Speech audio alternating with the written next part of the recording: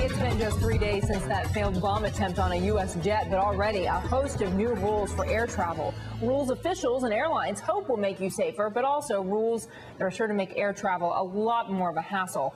From where I'm joined by Jamie Smith, a former federal air marshal instructor.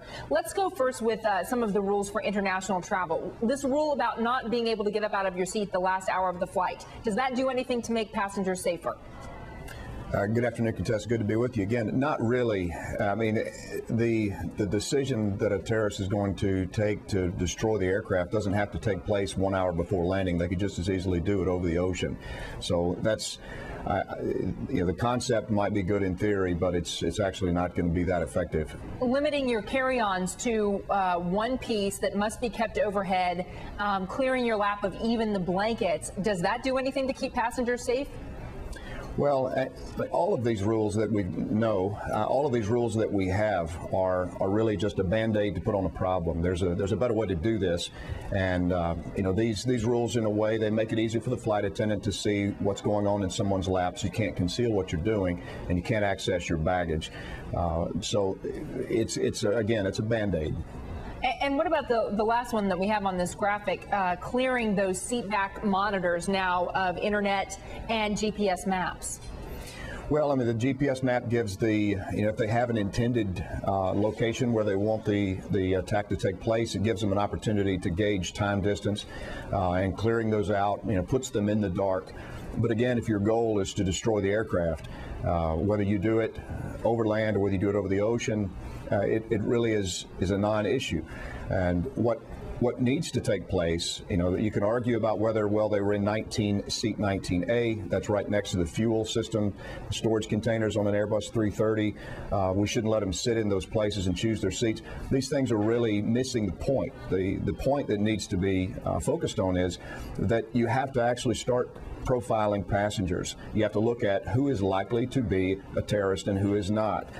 My son is only 10 years old, and his name shows up on the list because he has a common name, and you see people in their 80s and 90s that climb on aircraft, and they're selective secondary searches. So there needs to be a little bit more intellect applied to the security process. When you say profiling, what kind of profiling? Well, as you're looking at where people come from, if you're coming from the Horn of Africa, Yemen, the area, in that area, the certain Middle Eastern countries, and you're getting into the airline system from third world and suspect countries, and then you integrate into a second world country, you land in Great Britain, and then you start to fly into the United States airspace, you've now inserted yourself into the aircraft system. Once you're in the system, there are additional screenings that take place when you transit from... In this case, it did happen. I mean, in Amsterdam, Abdul Muttalab actually had a secondary screening in Amsterdam.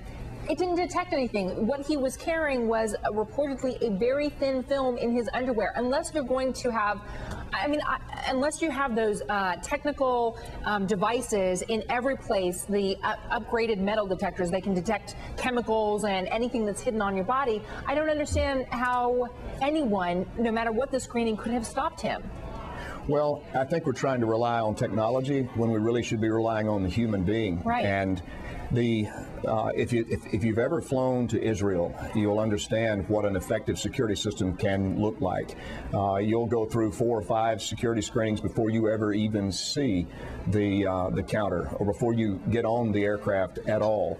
And if someone looks as though they are a suspect, or they have a certain stamp in their passport, they're pulled off to the side and they're screened again by an investigative officer, security officer that's making more than minimum wage. Right. And so we need to start relying on the human being and provide some good training and some good personnel at the security counters and really look at the process and stop relying on screening devices. You need to be doing pat downs, you need to be doing bag searches, and you need to look somebody in the eye when you're asking them questions about where they've been, what are their intentions, and it needs to have more of the human side applied as opposed to relying on technology, because that's not going to work all the time. Jamie, I appreciate so much that you came on with us today and shared your perspective on all of this. Sure. Good to see you again, Contessa.